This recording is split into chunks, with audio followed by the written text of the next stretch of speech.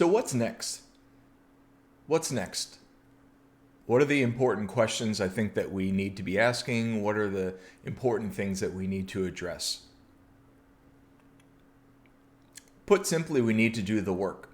We need to do the work as educators. We need to do the work as researchers. We need to do the work as learners.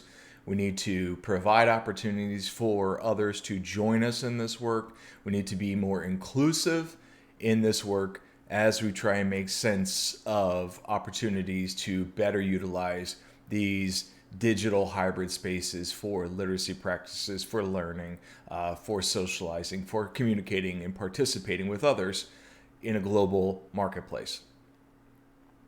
To do this, first off, identity and privilege need to be discussed and problematized in the classroom. As the racial composition of the United States is predominantly white, the first step is for white teachers to unpack and continuously learn how to uncover privilege that is so often taken for granted. Teachers have to simultaneously educate themselves on the histories of numerous communities of color and indigenous or immigrant communities whose histories have been neglected in our schools. Second, educators need to network with other socially conscious teachers who can support and further awareness and community members who are connected and activated in the communities in which teachers serve. Once again, we need to act at the local levels before we move to global levels. Acts of digital activism move on a continuum from the self to publics to network publics.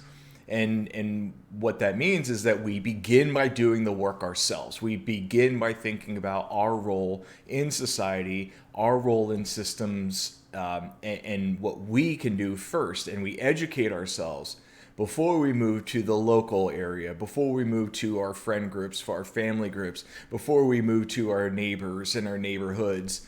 And then only after we have done the work ourselves, and then we've reached out and tried to connect and learn and engage with others around us, then we should move to network publics, we should move online.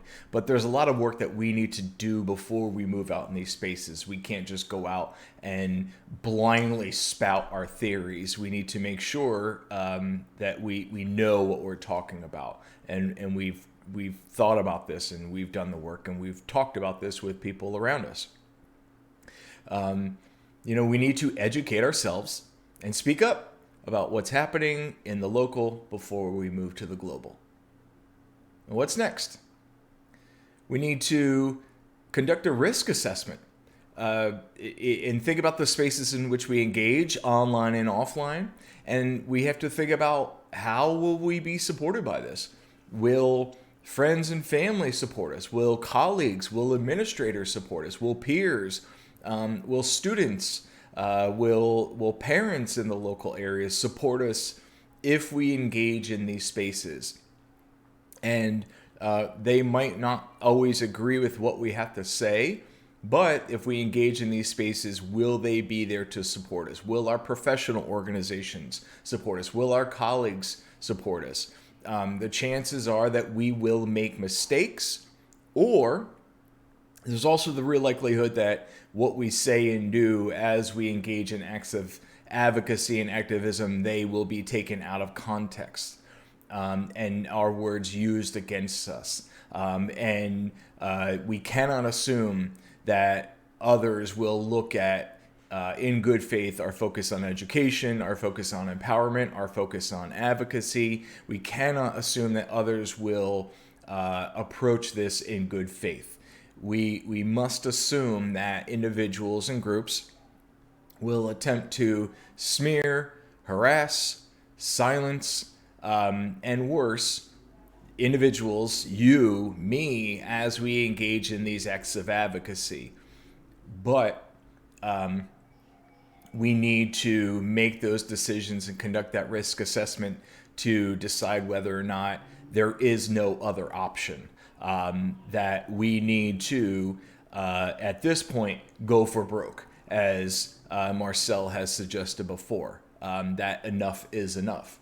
And so, there is the hope that as a community, we will rise up and support one another. There is the hope that our professional organizations will provide cover for individuals that try to speak up, be thoughtful, but speak up about the role and place of these narratives and these texts and our role as individuals within these forces. But we can't assume that's going to happen. So there is the hope that others will understand us, but at the end of the day, individually, we need to decide whether or not it is worth taking this risk, taking these risks.